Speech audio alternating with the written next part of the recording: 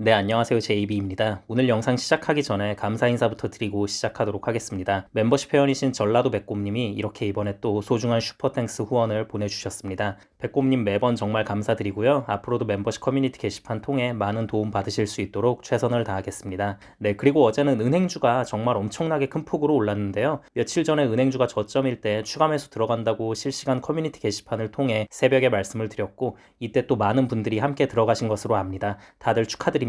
이게 뭐 한동안 은행주 주가가 좀 지지부진한 것 같더니만 어느새 또 순식간에 은행주 계좌가 플러스로 전환을 했더라고요. 이게 이래서 저점에 잘 들어간 좋은 주식들은 그냥 놔두면 알아서 다 회복을 합니다. 우리는 잡주에 투자한 게 아니기 때문에 결국엔 시간이 다 해결해 준다는 거 이참에 많은 분들이 느끼셨으면 좋겠고요. 어제 은행주가 왜 그렇게 폭등할 수 있었는지에 대한 이야기는 뒤에서 좀 더 보충해서 하도록 하겠습니다. 네, 그럼 어제 시황에 대해 이야기를 해보자면요. 일단 어제 증시는 처음부터 끝까지 좋은 모습으로 마무리가 됐습니다. 나스닥 지수는 1.28% 상승을 했고요. 채권은 보합으로 끝났습니다. 어제 주식시장 상승의 특이점이라고 본다면 그동안은 빅테크가 선도를 하며 상승을 이끌어 왔는데 어제 같은 경우엔 의외로 중소형주들이 많이 올랐습니다. 그래서 중소형주들로만 구성되어 있는 ETF인 러셀 2000은 2%가 넘게 오르기도 했고요. 일단 어제 주식시장 상승의 이유로는 여러 가지가 있겠지만 가장 결정적이었던 건 부채 한도 협상에 대한 불확실성이 상당 부분 많이 해소가 된 점이 크게 작용을 한 것 같습니다. 사실 부채 한도 협상이 결국 타결이 될 것이라는 건 시장 참여자들 모두가 알고 있었습니다. 하지만 이제 시장에서 눈여겨본 건 과연 그 합의가 되는 시점이 재무부에서 엑스데이트로 제시한 6월 1일 전이냐 아니면 그 이후냐, 이게 또 하나의 관심사였는데요. 그동안은 민주당과 공화당 양당의 지지부진한 싸움이 계속 이어지며 결국 그냥 유예만 하고 일단 6월 1일 전에 합의될 일은 없다고 보는 게 대다수의 의견이었습니다. 저 역시도 이렇게 판단을 했기 때문에 결국 유예하는 식으로 흘러갈 거라고 지난주 올린 영상에서 말씀을 드렸던 건데요. 그런데 이게 지난 주말을 기점으로 분위기가 상당히 많이 달라짐을 느꼈고 이거 생각보다 빨리 협의에 도달하겠는데 라는 생각이 들기 시작했습니다. 그리고 이미 어느 정도 큰 틀의 합의안은 나왔다고 판단을 해서 이번 주에 올린 영상들에선 이거 아무래도 생각보다 합의가 빨리 이뤄질 수도 있겠다라고 바뀐 입장을 전해드렸는데요. 바이든과 메카시가 최근 언론을 통해 낸 입장을 보면 거의 뭐 마무리 단계에 와 있는 것 같고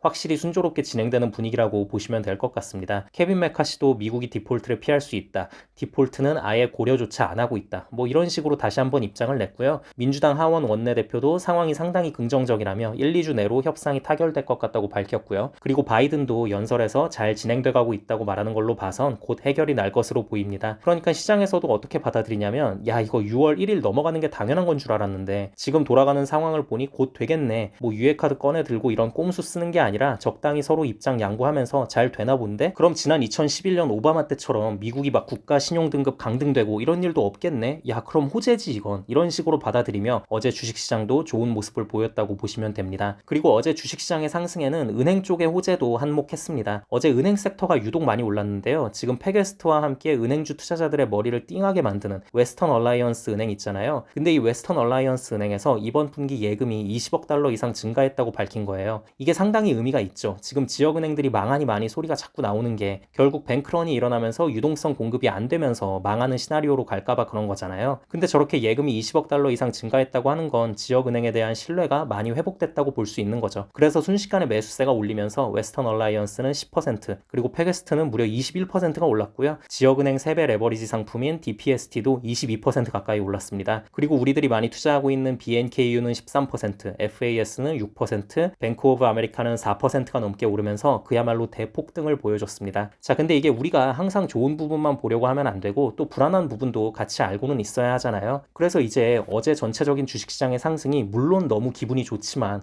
과연 이게 쭉 이어질 수 있을지는 좀 더 지켜보긴 해야 할 것 같은 게요. 어제 결국 부채한도 협상발 호재로 저렇게 오른 건데 과연 이게 끝까지 호재로 작용할 수 있을지 좀 살펴보자는 거죠. 제가 몇 달 전에 맨 처음 부채한도 협상 관련한 첫 번째 영상을 올릴 때 이때 아마 부채한도 협상 관련한 첫 영상은 제가 멤버십 분들 전용 영상으로만 만들어서 올렸던 것 같긴 한데요. 아무튼 이때 TGA 계좌에 대해서 말씀을 드린 적이 있습니다. TGA 계좌는 쉽게 말해서 위기 상황에 쓸 수 있는 재무부의 비상용 계좌 같은 건데요. 그래서 지금 옐런이 언론에 계속 얘기하고 있는 엑스데이트 어쩌고 하는 것도 결국 이 TGA 계좌의 잔고가 다 소진되는 시점을 말하는 거라고 보시면 됩니다. 그동안은 부채 한도 상한에 부딪히면서 채권 발행도 제대로 못하고 이래저래 어쩔 수 없이 없이 이 계좌에 있는 돈을 그냥 그대로 다 갖다 썼거든요. 물론 이걸 의도한 건 아니었겠지만 어쨌든 이 덕분에 결과적으로는 시장에 계속 조건 없는 유동성이 공급이 됐습니다. 그래서 이제 이 부분 때문에 그동안 연준에서는 계속 시장에 돈을 거두는 긴축 정책을 시행을 했지만 그 효과를 재무부에서 상쇄시켜버린 부분도 있었는데요. 주가가 계속 좋은 모습을 보이는 것도 이 TGA 계좌로부터 유동성이 계속 공급이 돼서 그런 측면이 있기도 하고요. 근데 이번에 부채 한도 협의가 이뤄지고 나면 다시 대규모로 채권을 발행을 할 거고, 그럼 그렇게 채권 팔아서 나온 돈으로 이 TGA 계좌의 잔고를 다시 채워 넣어야 하잖아요. 그리고 TGA 계좌의 비상금은 이후부터 가급적 건들진 않겠죠. 말 그대로 혹시 모를 사태를 대비한 계좌이기 때문에 뭐 시도 때도 없이 쓰는 건 아니니까요. 그래서 이렇게 되면 그동안 시장에 공급됐던 유동성이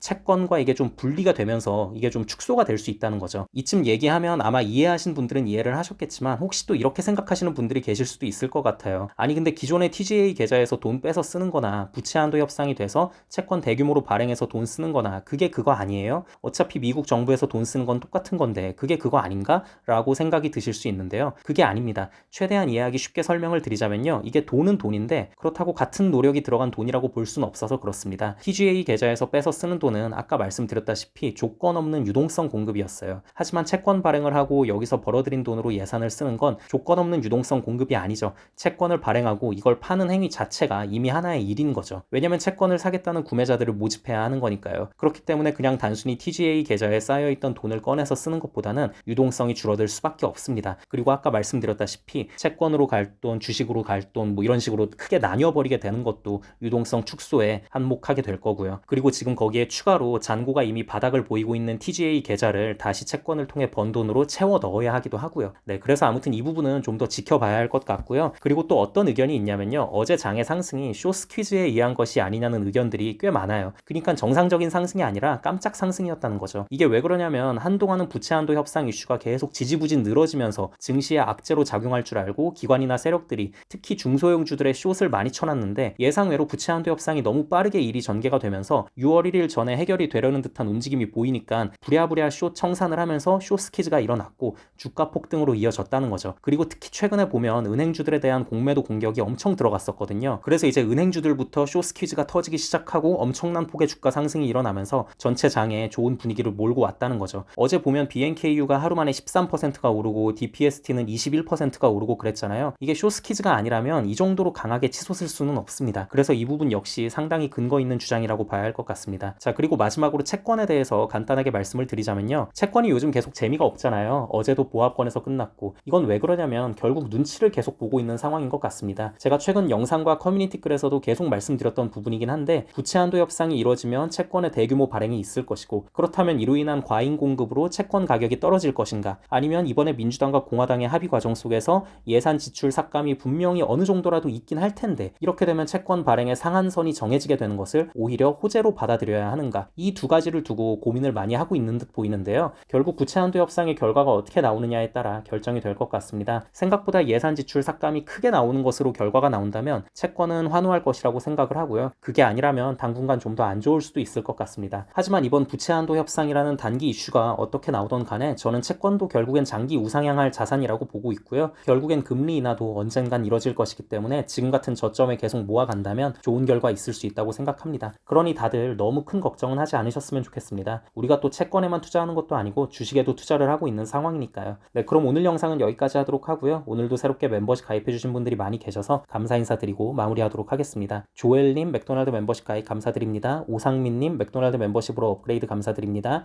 오경수님 맥도날드 멤버십 가입 감사드립니다. 눌림분할님 스타벅스 멤버십 가입 감사드립니다. 느티나무님 스타벅스 멤버십으로 업그레이드 감사드립니다. 보우사 글로님 스타벅스 멤버십 가입 감사드립니다. 링링이 남편님 스타벅스 멤버십 가입 감사드립니다. 이고르 보부찬치님 스타벅스 멤버십 가입 감사드립니다. 목탁84비트님 스타벅스 멤버십 가입 감사드립니다. 이상수님 스타벅스 멤버십 가입 감사드립니다. 런컨님 코카콜라 멤버십 가입 감사드립니다. 멤버십 가입을 해주신 모든 분들께 깊은 감사드립니다. 멤버십 가입을 하시면 제가 조회수에 신경 쓰지 않고 좀 더 편하게 이런저런 시장 상황에 대해 말하는 영상들을 보실 수 있고요. 스타벅스 멤버십 이상부터는 제가 커뮤니티 게시판에 그때그때 중요한 사안들이 있을 때 실시간으로 올리는 글들을 보실 수 있으니 많은 관심 부탁드립니다. 그리고 마지막으로 귀한 시간 내어 제 영상을 봐주시고 응원의 댓글까지 남겨주시는 모든 구독자분들께도 깊은 감사드립니다. 앞으로도 단 한 명의 나고자 없이 모든 구독자분들의 장기 투자 성공을 위한 멘탈 케어 영상 제작에 온 힘을 다하겠습니다. 감사합니다.